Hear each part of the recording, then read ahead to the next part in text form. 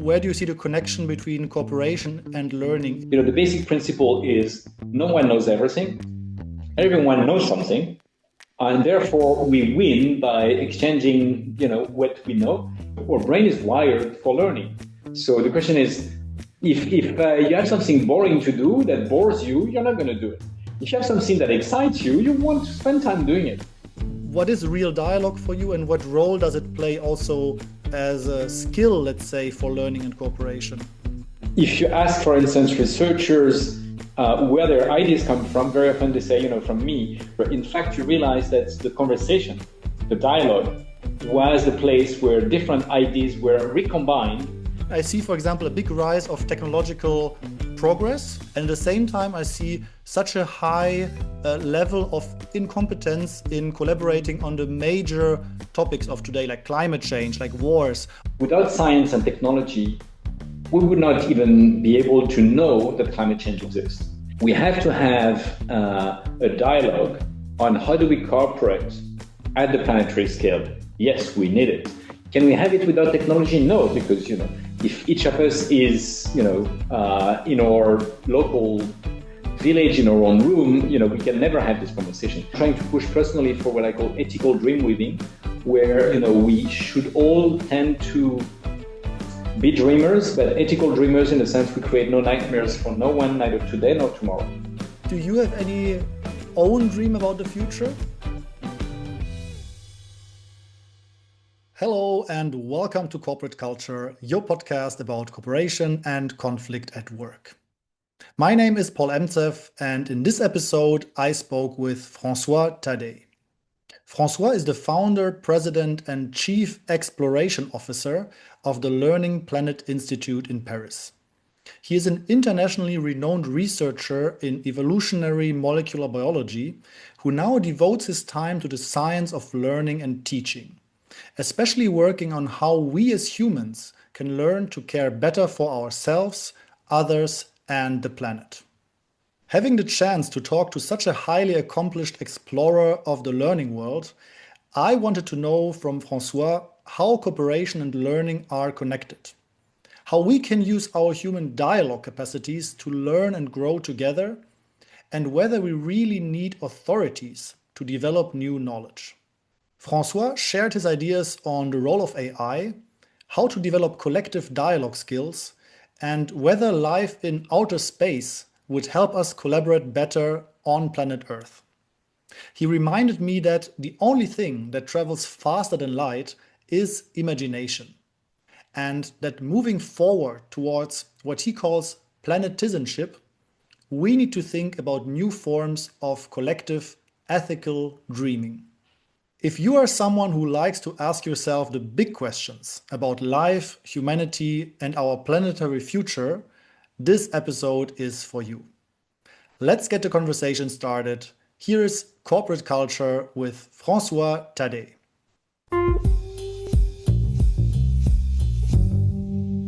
So the Learning Planet Institute was created 20 years ago, and everything we've done since was co-designed by students for students. And so that includes the building. We're in Paris in 7,000 square meters now. We started around a small table. So, we know that co-designing with use leads to interesting dynamics that led to that exponential growth. We are now a UNESCO center and a UN university hub. And our mission is to co-design the future of learning with use and to help learners to care for themselves, others, and the planet.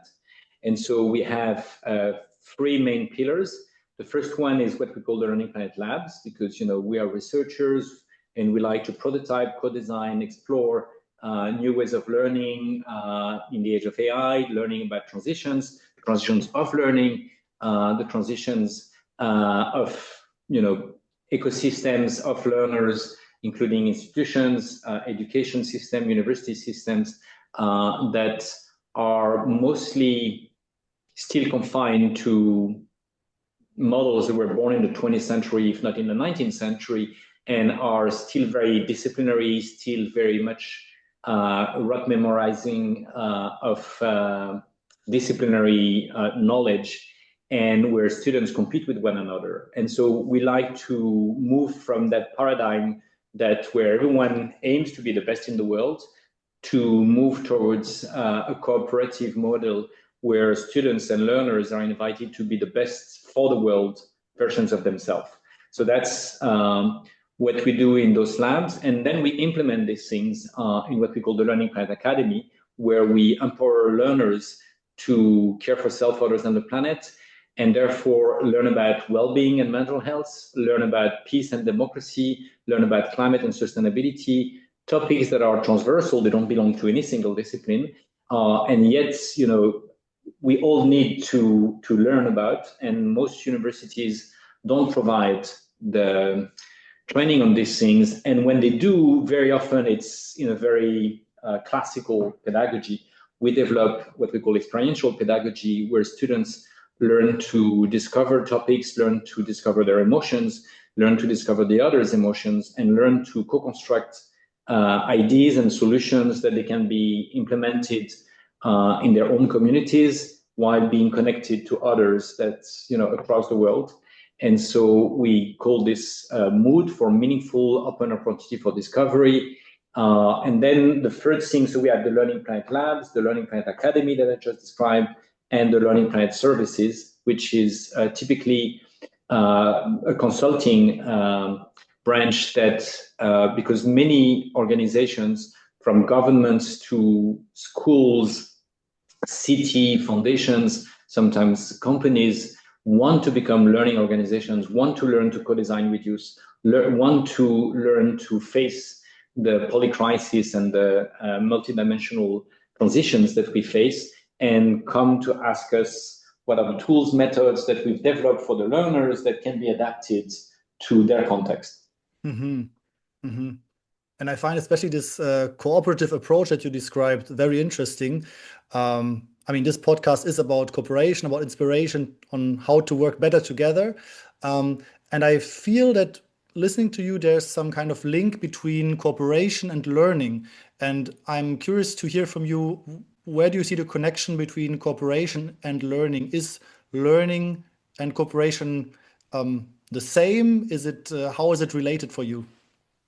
So, first, you could learn on your own, and you don't have to cooperate to learn. But in a way, you could also say that everything you learn can be made easier by learning from others that have learned the same thing before. And so that's, in that sense, learning can be a form of cooperations.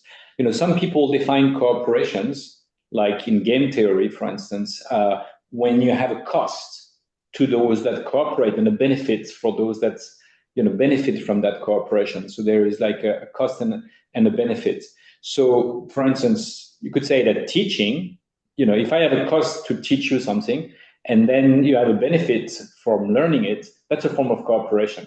Okay. Mm-hmm. And you could say a conversation that is a win-win conversations, when we learn to do something together that we couldn't do alone, is a form of cooperation. And indeed, when you're faced with an unknown challenge, like the COVID or the climate crisis or the arrival of AI, no one can pretend that they know perfectly what to do. And so in those specific settings, we have even more to win by cooperating. If we knew everything about the world, maybe, and if we had no challenge, maybe we won't need to cooperate as much. But given our ignorance, when we face this polycrisis and this very uncertain time, then, we have to learn from each other, because, you don't know, which is the basic of Socrates' wisdom. And that you have to, share the little with others, and see what they know, and create a win-win situations where, the basic principle is no one knows everything. Everyone knows something. And therefore, we win by exchanging, what we know. And especially when we're facing something that none of us has the real solution for. So we have to, each of us maybe has at best a brick of solution. And if we can, combine those bricks, then we can build a bridge toward the future or something. Mm-hmm. Okay, so cooperation is some form of learning or a method to learn better. Would you say that you can also learn to cooperate? So not cooperate to learn, but also learn to cooperate. Does it work the other way around as well? Oh, certainly, you can definitely learn to cooperate. Actually, what's fun, I worked on bacteria, and bacteria can exchange information. They can cooperate on how to exchange information, and they can exchange information on how to cooperate. Okay, so, and that's true at all scale. Okay, so basically we can learn to cooperate, and it's not so easy, because if you have never learned to play in a team sport versus individual sports, you can already see that there is a difference. But if your whole education system was about competition for grades, it's different from learning to cooperate in order to create something that you can do alone. So if you want, say, to hunt the mammoth, okay? If you want to hunt a rabbit, maybe you can do it alone. Maybe you'll be more efficient by hunting rabbits with others, but hunting mammoths, good luck if you try alone, So you have to learn to cooperate, and in order to be able to achieve something that is bigger than yourself, typically. Okay, that's when you have to cooperate. Otherwise, you will fail. You will not eat the mammoth. Maybe the mammoth will just run by you, or whatever. It's not an easy hunt, and it requires coordination skills. It requires communication skills. It requires understanding the other's perspective. It requires all sorts of other skills that are actually included in the ability to solve complex problems together, which is one of the highest forms of cooperation, and actually one of the most sought after form of leadership in companies and the like. Yeah. I like your example about the bacteria. They as you explained, apparently exchange information, and when I think of humans, I think we have an even higher capacity of exchanging information, especially of dialogue. I mean, you mentioned Socrates, and also what comes to my mind when I think about Socrates, also the Socratic dialogue, this method of learning in the end. And I'm curious what you think about the role of dialogue for learning and for cooperation. So, what is real dialogue for you, and what role does it play also as a skill, let's say, for learning and cooperation? So I'll go back to Socrates for a minute. And in French and Latin languages and Greek, what's the Socratic dialogue and Socratic method is named meiotics. And meiotics come from Maya, which is the word that described the goddess of fertility. And the reason why Socrates himself used that word is because his mother was a midwife, and he said that, the same way his mother could give birth to a baby without being pregnant, he could give birth to an idea without getting it through that Socratic dialogue, through that meiotics. So in that sense, you could be, sort of a dialogue that can be a sort of conflictual one, but in the case of Socratic dialogue, it's a dialogue that it's all about trying to give birth to something new. Okay. And so I think it's a very different one. The same way, if you want to deliver a baby, obviously you want a benevolent atmosphere that minimizes the risk and the dangers for the mother, for the baby, and you want to make this a safe space. So if you have a dialogue in a safe space and in a safe conversations, then you can learn something about yourself that you might never have revealed even to yourself. You can, give birth to ideas that you didn't know you had, and actually, it's been shown by some interesting research on these things. If you ask, for instance, researchers where their ideas come from, very often they say, from me. But if you record their conversations in a research dialogue, say in a seminars, for instance, and you interview them before, you record it during, and you look after, in fact, you realize that the conversation, the dialogue, was the place where different ideas were recombined, so that a good idea is typically something that recombines two relevant pieces of information that were not combined before, and that creates something new. Okay, so that's, if every one of us brings, something complementary, then something new is being born by the very dialogue. Okay, and sometimes, we don't really remember even what happened, and that's why sometimes you need external research to prove this, as it was shown in that case. But yes, definitely, a dialogue can be a place where not only we learn from each other because we exchange information, but we recombine those informations and we create a new combination that is creative and meaningful and relevant to whatever context is ours. Mm-hmm. What I'm very curious about is the ability of dialogue, because I work a lot in conflicts, and there I witness people who are generally willing to cooperate, so they want kind of reach a solution, but for some reason they don't have this ability for real dialogue. And when I think about the ability of dialogue, for example, I think about qualities like presence, being able to be really present in the exchange. Um, Another quality would be, when I think about dialogue, curiosity. I'm not sure what you think about that. This quality of real curiosity for the person in front of me. Or a third one is just to um, have this real contact between what I believe and what the other person believes. And all of these qualities, I feel nowadays many people lack. And I'm curious what you think about that, about these kind of prerequisites of dialogue, these kind of values or qualities needed in order for dialogue to take place. Like I mentioned, presence, curiosity, contact, these kind of things. Do you have any thoughts on that? Um, I think that every one of us can learn to do these things. And the more meaningful dialogue you had, the less conflicting dialogue you had, the more trust you have into a specific other, or more generally in the others. And I think that's also sort of a personal experience and a collective experience that can make a difference. And then I think there is yet another level, which is to have dialogues about dialogues, which is what we are having now. Okay, Yeah. and having conversations about conversations. And very often we have a conversation on X, whatever X is, whether it's whether we're gonna have for dinner, or what we are gonna do next together, etc. Having a conversation about conversations about, do I feel heard? Do I feel hurt?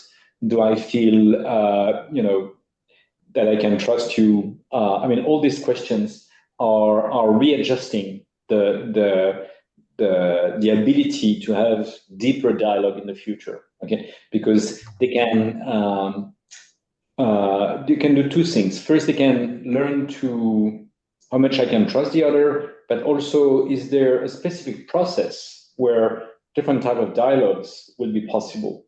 So, for instance, in the Middle Age, the amour courtois, the courteous love, I think you call it in English, was developed as a way for men and women to have conversations. Okay, Mhm. so and so the Enlightenment invented conversation in the salon mode. Okay, so today we have digital conversations and so on and so forth. Today you can have a conversation with an AI, okay, which is yet another form of conversation. Is it helping you for your next conversation with a human, or is it hindering you? All these things, we have to have conversation about this. And so, do we have conversations of, I'd rather have you switch off your phone, whatever. Okay. So those are prerequisites to basically optimize the bandwidth, the alignment, the synergies, and the resonance, so that we can go deeper and deeper into the conversation and have ultimately the best possible exchange that facilitates Mhm. the in-depth conversation. So I think those are very useful, and there is books about the conversations about conversations, but it's an art, the art of conversation, and it's and it's very rarely taught.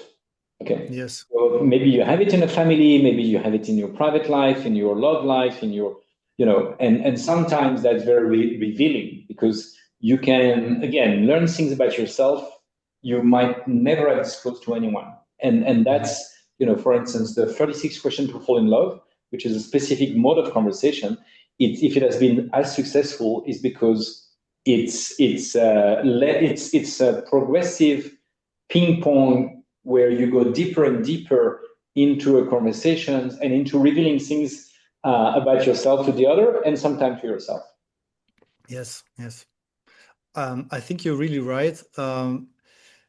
For me, dialogue is much more than just exchanging information.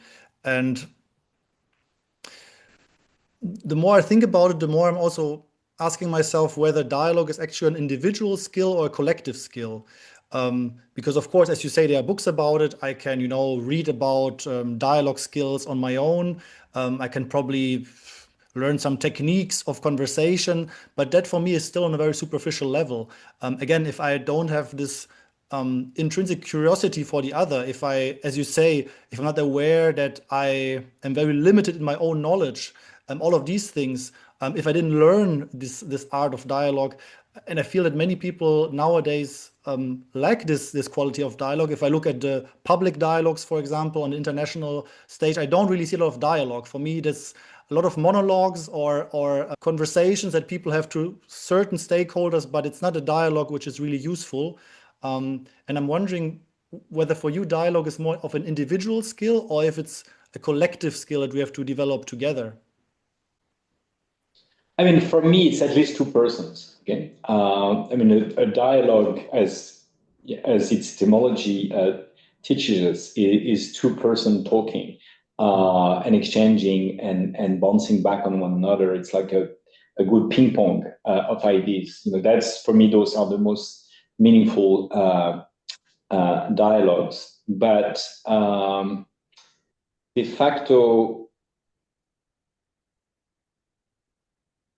the same, if you want to play a good ping pong game, you need two good ping pong players. Yeah. If you want to have a good dialogue, you need to have two people that, are good at the art of dialogue and can, throw the ball at each other and bounce back on each other's ideas and, have a real listening and then have, a little twist they add and then, that's lead the others to, so it's like jazz band. Yeah. You need good musician on each side, but you need musician that can listen to each other and play together and add something to what the others has offered them. And so that's dialogue is impro. So like jazz is impro and like impro theater. Okay, it needs good comedians if you do impro theaters, but you need someone that wants back on what the others has offered. Yeah. And that's also my experience. I feel that I regularly experience, for example, situation that I'm very interested in dialogue, but I feel that the other side is not really interested in dialogue. And in that case, as you say, it doesn't really work. I mean, I can play ping pong against the wall. There are also these tables attached to a wall, so I can kind of play ping pong with myself. But it's not really dialogue. And when I listen to you, I would agree, and I would say that probably it's a collective skill that we have somehow to develop together, even though I see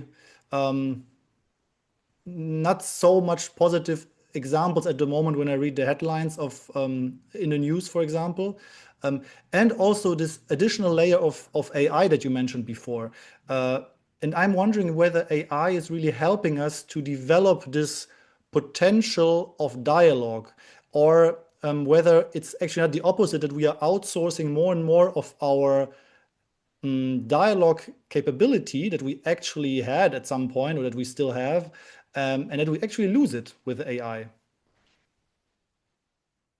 I mean, there's lots of questions around the use of AI as we speak. Definitely cognitive offloading, this idea that the machine is doing things for you so you don't have to do it yourself is one risk. But I think to some extent, you could say the same about any form of machines with us, okay? And you may we've never spent less energy in our work because we have ever more machines. Since even the first tractors, the first stuff that mechanized manual work. But then we go to the gym and we do sports, okay, or we go to the sports hall and we do some sports, and then we run a marathon and we spend as much energy. So we try to gain energy somewhere and then we spend our energy somewhere else. So I think it's likely that something somewhat similar is going to happen with our brain, the same way it happened with our muscles. Okay, so you spend less muscle activity to work on average than say previous generations, but then you have such a need for physical activity that you're going to exert those physical activity in special places, sports or whatever type, like climbing a mountain or on the weekend or whatever. I think something similar is likely to happen. So our brain, for instance, receives dopamine every time we learn something. So we have, our brain is wired for learning. So the question is, if you have something boring to do that bores you, you're not going to do it. If you have something that excites you, you want to spend time doing it. Okay, and I think it's going to be the same. So if I force you to do a physical exercise that bores you, like working on a chain and a robot replace you, you're happy. But if I offer you to watch a football game where only robots play, or you invite you to play with robots, you're not going to be finding this very interesting. And you would want, I think it's going to be the same for intellectual activities. So that it's likely that some stuff you are not really interested in, you're going to let the machine do it for you or replace you and maybe do it with you. But in some cases, the excitement of, discovering someone else is going to be coming from the interaction, and the excitement of falling in love. It's probably, more fun to explore the relationship, and you don't necessarily want a machine to be in between. Even though at some point you may, have a problem and ask advice to a machine. Yeah, and still I have this this big question mark because I'm not sure if we should just be led by our dopamine levels when we take our. I mean, I'm sure you don't want to say that, but I'm wondering whether exactly this kind of outsourcing, right, of using, for example, AI or robots for more and more things, if that in the long term is not also a big danger because we lose some very important skills as the necessity, for example, of dialogue, of being curious about other people, of being open-minded and so on. If that in the long term is not detrimental to us as humans, when we think about the big challenges today, I mean, I see, for example, a big rise of technological progress, of AI, all kinds of machines, amazing things we can do. We can fly around the moon. We can do amazing things. And at the same time, I see such a high level of incompetence in collaborating on the major topics of today, like climate change, like wars. All of these things I feel are going in a very bad direction. So how do you see this connection of a rise of technological levels and I feel, at least subjectively, a rise of incapacity in collaboration, especially on the planetary level? Okay, I mean that's a different perspective.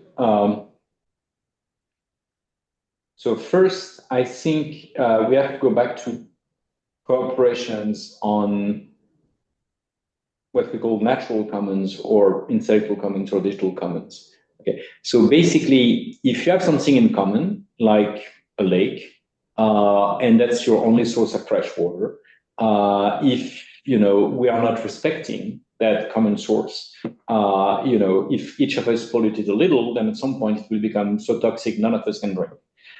So that's the tragedy of the common. And if we overfish, it's the same. So we have to define rules to protect what we have in common.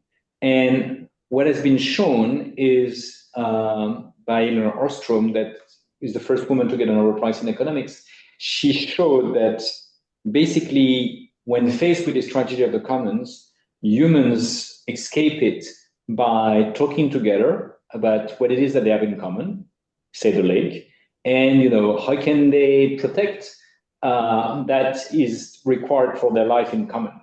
And therefore, what is forbidden, like polluting it or overfishing, and what's rewarded, like, making sure that others have access to it, and that no one takes, everything for themselves, and so on. So those are rules of the game that we can define to cooperate at the larger scale.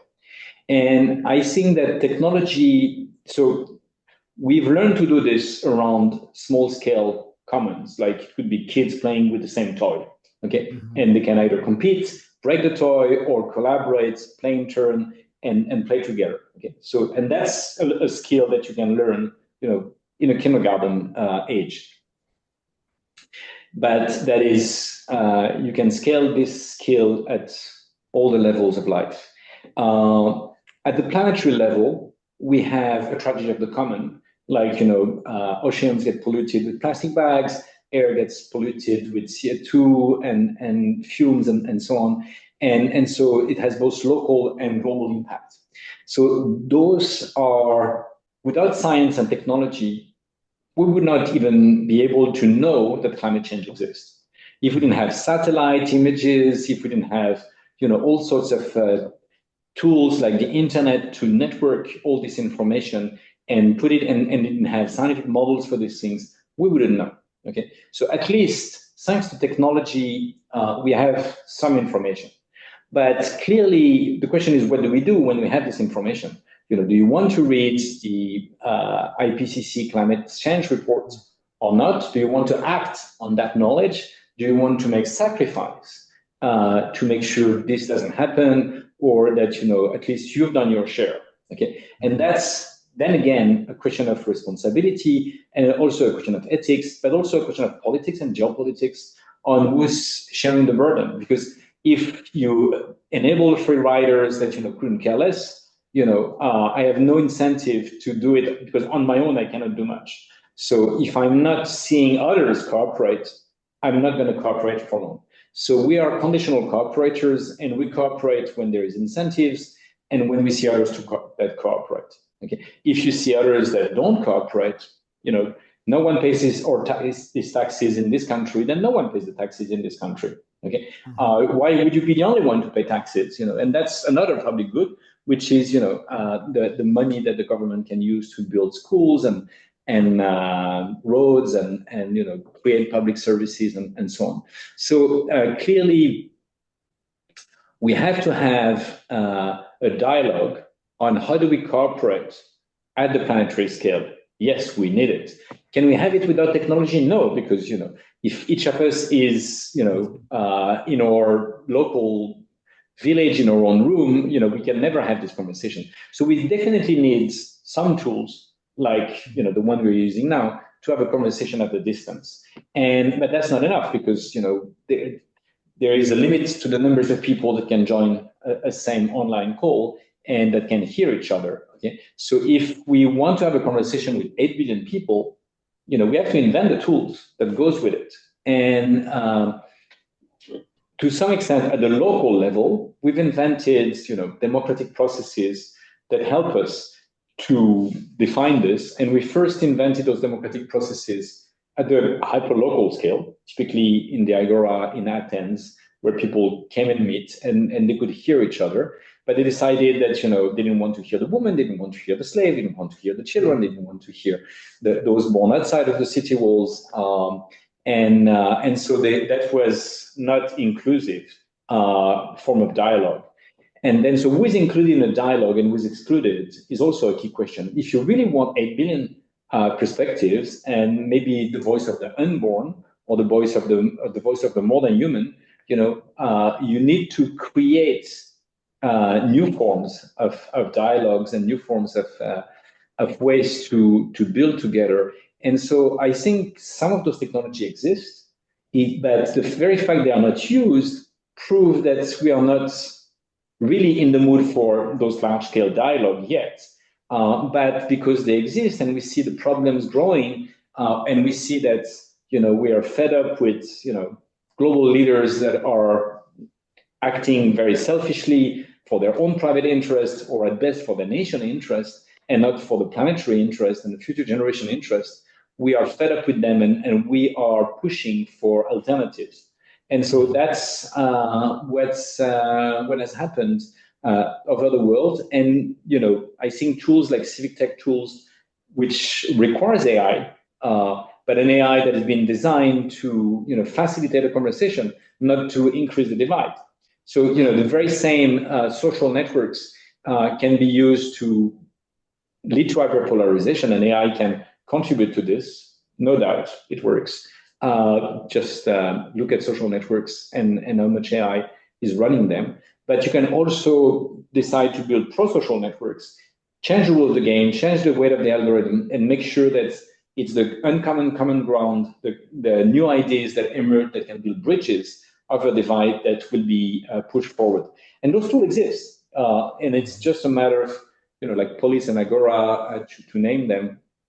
And so if you want to use those tools, you can. But you need to be able to, first you need to want to do it. And again, if you're the only one that wants to use it, you cannot do much. Those tools make sense when there is thousands of people, ideally a world community, if not the whole planet. And people in Taiwan have started using those tools, and their trust in democracy went from 9% to 70% in 10 years.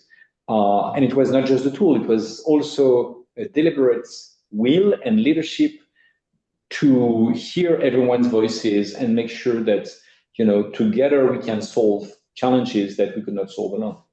Mm-hmm. And I like that you mentioned these two sides of the coin when it comes to technology. I think you're absolutely right that, of course, technology can also help us increase the quality of dialogue. I recently thought a lot about Jürgen Habermas' work. I'm sure you also know him as well, who recently died. Already in my studies, I had to read a lot from him. I was lucky to read a lot from him. And he's talking a lot about what he calls this ethics of discourse, right? And this, I think, is very similar to what you described, to say we need some form of participation for as many voices as possible in a equal way. And at the same time, Jürgen Habermas also at some point had a very interesting conversation with the cardinal who became the Pope, so a German cardinal who became the Pope afterwards. Back then it was Cardinal Ratzinger, so Pope Benedict. And it was very interesting because one of the things that Habermas was always claiming for his ethics of discourse is that it has to be rational, understandable arguments from all sides, which religion, for example, cannot really provide, because religion has a standpoint of absolute truth. And still, Habermas at some point in his career was arguing that we should also include religious arguments in the conversation, because they might safeguard some values that otherwise will be lost. And I'm curious, when we think about, not about church in general, but about some authorities or, let's say, teachers, would that also be necessary at some point to say, not like Socrates, to say we find out everything together, there's no teacher, but there is some instance, some teacher for some things that have to be in a certain way, that are not really, developable as you wish? Yeah, Jonathan Haidt has an interesting perspective. He said that, we have some universal moral values, except that we weight them differently, and then we eventually fight with one another on this, because we are not aware that, in fact, we share much more than we believe. But he said, we all need care, because none of us will survive without it. We all need to cooperate, because otherwise we cannot survive, because we are interdependent.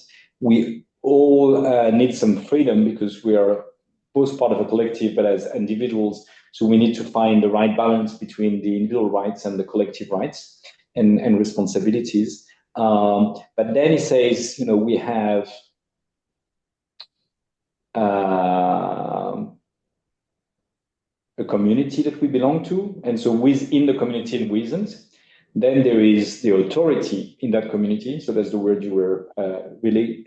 And so who is that authority? And then the third one is what is sacred in our community, okay? And that you are ready to sacrifice for, maybe your own energy, maybe your own life, your money, whatever, okay? You're going to sacrifice something. And typically different communities sacrifice different things under different authorities. But, we all have some form of authority. It could be scientific authority. It could be, religious authority. It could be, bureaucratic authority or military authority or whatever. Okay, but we tend to look for some form of authority. One of the French philosopher I liked defined authority going back to the etymology, and basically he said that true authority is what helps you to grow.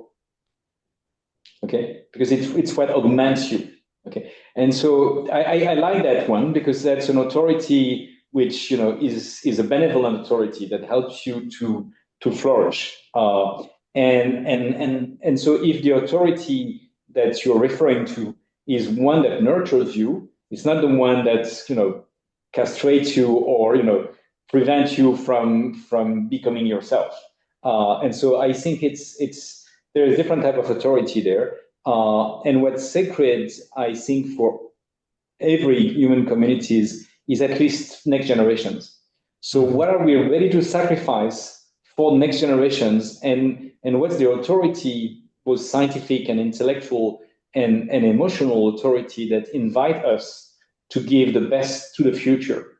And then, if the community, we all belong to actually not just one community, but two communities that are like Russian dolls and penetrated. So you might belong to a local family community, you might belong to a sports community, you might belong to a religious community, you might belong to a national community, you might belong to a community that love to eat this or that. And that's different sub-communities, but we all belong to a planetary community. Okay, whether we're aware of it or not, we all belong to the community of living beings on this planet. Okay, and we are all belong to a sort of a community of stardust. Okay, are we aware of all those communities, or do we believe that my community, defined in a narrow-minded way, exclude every other? Okay, many people would like you to believe this so that you serve them as leaders of those communities. Okay, but those are, I think, self-serving leaders. They are not, leaders that give you the authority to help you grow as individuals and as communities. They are sort of, trying to, in a way, hijack our cooperative sense and our community sense for their own purpose. Yes, and I especially like that you pointed out the future generation. So the many stakeholders in the end which are not able to participate in the dialogue we're having right now. And even if we think about young people who are not allowed to vote yet, if we think even further, we think, for example, about animals. Animals cannot speak. That's a big problem they have in participating in our dialogues. The environment cannot speak our language. But I would argue that they probably should also be part somehow of this discourse of dialogue of our future, right? So how to include those voices that cannot represent themselves? Yeah, I think there's different things. First, you could be listening to the forest, you could be listening to the whales, you could be listening to the oceans, to the rivers, and when you see them polluted, when you see them destroyed, when you see them undermined, you can sense that something is wrong with them and for them. So that's one dimension. The second, and that you can do already with your own senses, but you have to add the intention to do that, and you have to have the attention to it. Okay, so it's not a given, but it's a possibility. And clearly, some people do it better than others. Some communities do it better than others. And and then, there is both spiritual dimensions where some people say, yes, there is gods all over, and there is, and we are all the same. Okay, so that's one dimension. Actually, science says something very similar. So you don't need to have a religious stance to understand the dynamics of an ecosystem. So you could use either, your own sense, a sort of a spiritual perspective, or a scientific perspective, and I would say, a technological perspective. For instance, you could put sensors in the forest to know, how it is doing, if it's suffering from climate change or from, pollutions or whatever.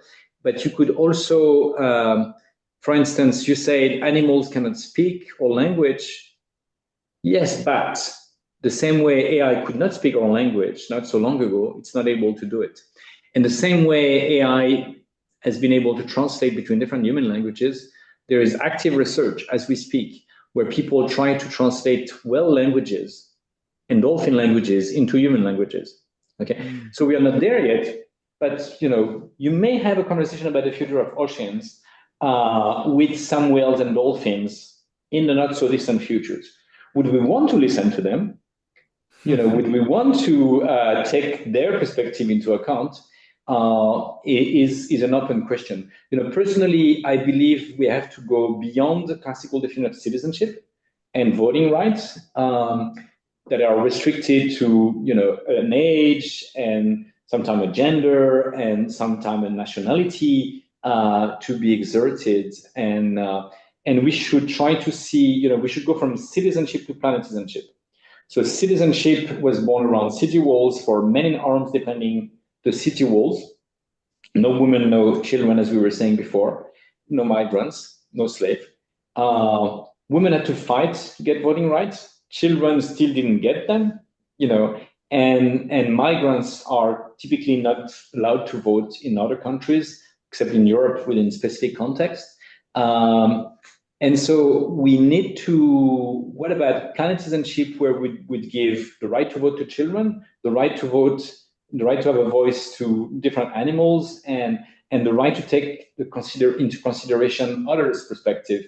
And, I think we are not there yet, but if we want to get a planetary governance system that takes into account all the stakeholders, we have to invent something like this. And the same way it was not a given to invent democracy in Athens, the same way it's even more difficult to invent democracy at the national level during the Enlightenment. I think in the planetary age, in the AI age, it may seem far-fetched, but unless we work on something like this, either we get no governance, which means chaos and the rule of the strongest and no rule of law at the planetary level, which could lead to planetary wars and destructions of our environments that we need to survive, or we need to. It could be an autocratic system, where the most powerful impose its will on the others, and whether the most powerful is going to be a human or a machine or whatever, is an open question. But I think, so at least the future I look forward to is a future where we learn to solve for this in ways that are as democratic as possible, in the sense of hearing everyone's voices. But it may not be democratic in the sense of, let's put a ballot, every 4 years somewhere, because that seems somewhat outdated, because there is such information flow. We need to find ways to take decision at a higher rhythm.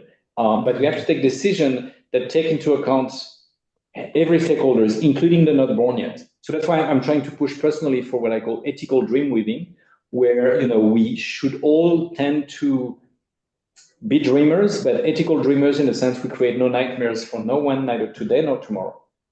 And we want to make sure that future generation dreams are still possible and not turn into nightmare because of whatever short-term desire we have. When you just mentioned this idea of planetizenship, the first, let's say, the first challenge that comes to my mind is this famous phenomenon of in-group and out-group, right? So to say, we are the Germans, you are the French, we are the Parisians, you are the provincial people, whatever it is. I mean, even if you go to the smallest level of human life, you will see you are from this village, we are from that village, and so on and so forth. And recently, I was listening to a very interesting interview by a German astronaut, a famous one from the European Space Agency, who was explaining that apparently there are as many solar systems in the universe as sand particles on Earth. So if you go to any beach and you see already, like, I don't know, billions of sand particles, and you combine all the beaches of the whole world, that's the amount of solar systems there are out there, which made me believe that most probably there is some kind of life out there. And I'm wondering what you think about this scenario, whether it would help us to form like a planetary in-group to be confronted with life from outside, if that would not be also very helpful for the future. Uh, so yes, I think it will be very interesting. And if you look at science fictions, you clearly see something like this emerging. And more recently, I mean, closer to us, but not that close. If you look at astronauts, you see that they typically have what's called the overview effect.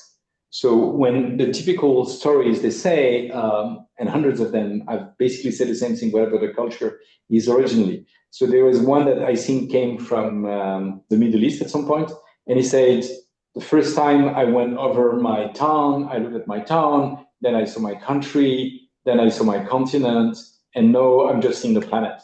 Okay, and that's because at some point you realize that's when you are up there, that's what you see. You're basically creating that inner outer perspective. Okay, and you see that indeed Earth and biosphere and the atmosphere is a very thin layer, and it's so little compared to the immensity of the galaxy and the universe that is dark and cold and lifeless for at least most of it. So already that helps change your perspective to think of what it is that we have in common and that we need to protect and nurture. Encountering others from, say, other planets, is an interesting perspective. Actually, I can show you this little guy there. It's called Professor Galactic. Okay, so he's a visiting professor from the other side of the galaxy, so he came here because we are going through a transition. Usually when you visit different planets, they're either, with no problems or with a crisis and it's too late. And so he's arriving and is studying us because we are at the edge of the planetary transition. And he wants to learn with us and from us the best way to avoid going in the wrong direction, but clearly it's not a given as we speak. So that's the little, and I think the only thing that travels faster than light is your imagination. Okay, and so you could be at the other side of the galaxy in an instant, and learn something from there, and then bring it back.